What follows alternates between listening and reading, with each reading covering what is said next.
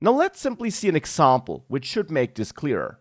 For that, attached you find a simple project which has 3 folders, or 2 folders and 1 file. An assets folder, an info folder, and an index.html file. The extra folders and files you see here are just here in my local setup for version control and for my editor settings. And we can ignore them right now. You don't need them. They're not related to the web page. So we got 3 things in there, 2 folders and the index.html file.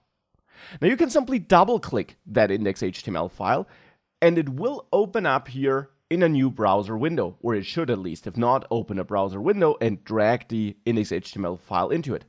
Now this is a little dummy page I prepared for you. It holds some dummy information about this course and about me, your instructor. All this information is valid, by the way, but of course we're not building this web page here. Right now this is mostly HTML and CSS, or to be precise, it's pretty much all HTML and CSS at this point. And you can always go back to these files, and in the assets folder, you'll find an images folder with my image. You'll find a styles folder with the CSS files. And if you would look into the index.html file, for example, by right-clicking on it and opening it with a text editor, and you can use either text edit here on Mac or the normal Notepad or text editor on Windows.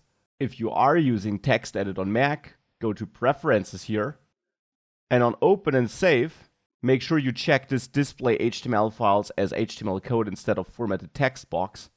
Then close this and reopen with text edit. And this only applies to Mac here.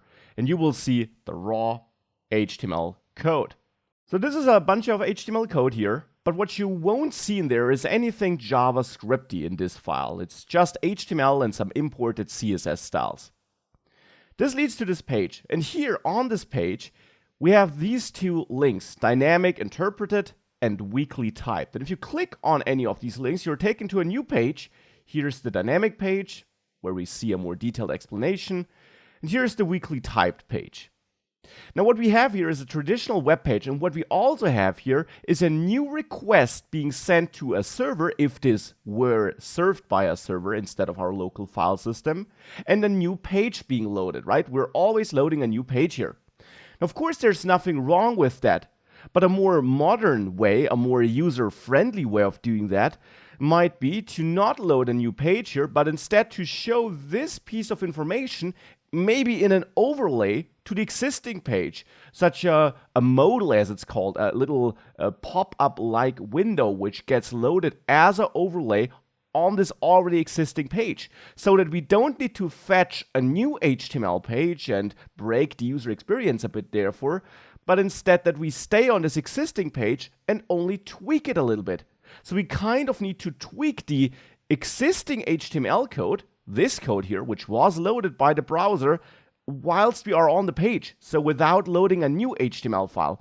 That's the idea, and that is where JavaScript can help us and why JavaScript was invented and why it is so important these days. Because any modern website you visit, all these exciting user interactions you have there with drop-downs, with overlays, and so on, all of that is driven by JavaScript.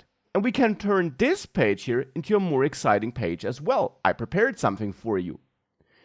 You might have noticed that in this starting code I provided to you, in the assets folder, you also have a scripts folder with an app.js file. .js stands for JavaScript, and this is how you store JavaScript code in JavaScript. Now we can of course also inspect that file by clicking on Open With, and then also text edit. And what you see in there is JavaScript code. Now at this point of time, of course, you won't understand all this code. Maybe you understand none of that if you have no previous experience with JavaScript, and will of course change that throughout the course. We'll start at the core basics, and you will understand all this code once we progress throughout the course, and of course once we completed the course. But for now we can just take this code for granted, close this file, and ignore it. And instead, let's go back to our index.html file, to the source code we opened here in the editor. And below this link here, where we import the app CSS file, above the head here, let's add a new HTML tag. Script, also a closing tag for it. And then add a src attribute to script here, and point at assets/script scripts/app.js. So at this JavaScript file we just had a look at. That alone won't do the trick. Let's also scroll down a bit and go to these two links we have here, to the dynamic interpreted and the weakly typed link. Now there, let's remove that link to info dynamic HTML and add a hash instead, and instead add a new attribute here, data-text, to this anchor tag here, equals, and then double quotes. And now let's go to the info folder and then to the dynamic HTML file, open that with the text editor, and simply grab the text you have in there between the paragraph tags, excluding the paragraph tags, and copy that and paste that here between the double quotes. Now make sure you get rid of any line breaks you might have in there, because that will not work, so that this is all one long line of code in the end. And thereafter add one more thing to the anchor tag, class, to add a CSS class, info-modal. Now repeat that. We can copy all of these attributes on the second link and replace its reference with the hashtag reference as well.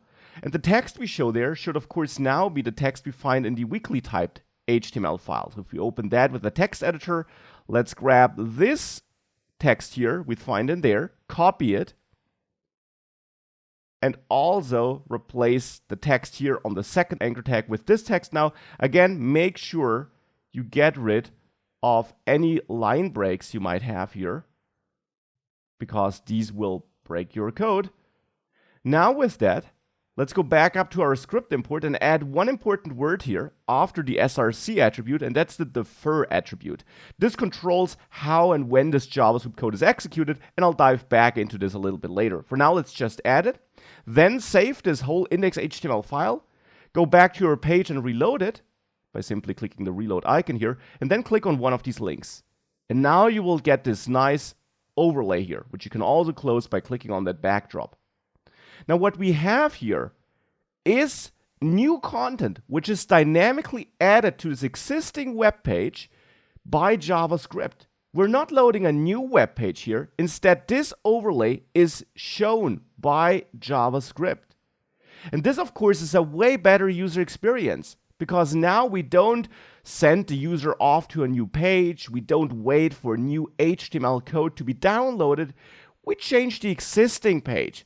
And this is something you see on a lot of modern web pages, because it's faster. It's more like in a mobile app where you also don't have to wait for things to complete. And therefore, this is one of the core reasons why JavaScript is that important. It allows us to make web pages more dynamic.